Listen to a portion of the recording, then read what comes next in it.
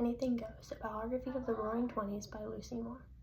In the 18th century, a British historian named Lucy Moore, who specialized in France and the 20th century American culture, brings her biographical experiences to take on an entire decade in Anything Goes. Moore had previously written The Thieves' Opera and Liberty, the lives and times of 6 women in revolutionary France, showing readers her true skill for being able to turn individual stories into amazing historical narratives.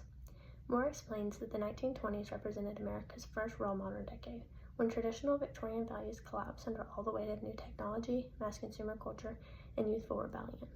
Rather than presenting the chronological history, Moore structures her narrative around 8 representative figures, including Zelda Fitzgerald, Charles Lindbergh, Al Capone, and Marcus Garvey, using their experiences to illuminate different facets of the era's transformation. Page 3 through 15. Through these short life stories, Moore argues that all the fun and excitement of the decade hid deep worries about race, gender, immigration, and right and wrong. The book's notable quality is Moore's vivid writing style and her talent for portraying the contradictions of the time period. Her section on prohibition illustrates how the 18th Amendment both bolstered crime and gave freedom to women who visited speakeasies. Page 89 through 107.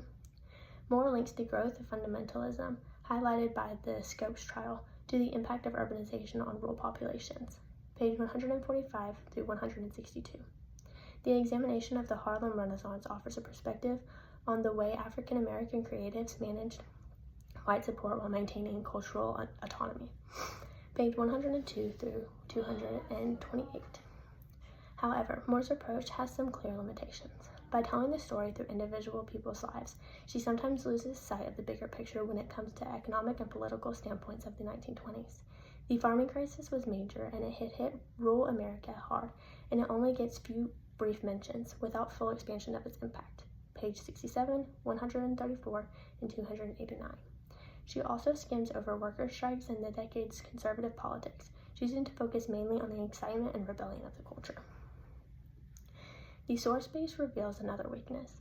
Moore relies heavily on secondary sources and already published memoirs, rather than her own research. While she cites great biographies about her main figures, the book offers few fresh insight of primary documents. The biography contains mostly well-known published sources, suggesting more synthesized, exciting scholarship rather than uncovering new material.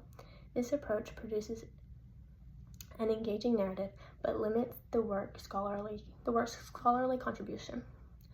Moore's British viewpoint sometimes results in the simplifying of social class and regional issues. Her account on the Ku Klux Klan popularity in the mid-1920s lacks the nuisance of more recent research, which focuses on the group's complex relationships with the progressive reform initiatives rather than portraying it as a marginal extremist faction. Page 176 through 189. Despite its flaws, Anything Goes acts as an introduction to the background of the decade. Moore's claim that the 1920s laid the groundwork for celebrity, consumer culture, and social conflict is a persuasive and thoroughly backed by her biographical approach. The book appears to be for a normal reader looking for an engaging and entertaining read on the 1920s, not really for experts needing more in-depth information of this era. While Moore trades off some detail to keep her story going, she effectively captures the energy and spirit of this time period. Her portrait helps remind readers that the Roaring Twenties, Jazz and Gin, concealed deeper struggles in American identity that continue resonating today.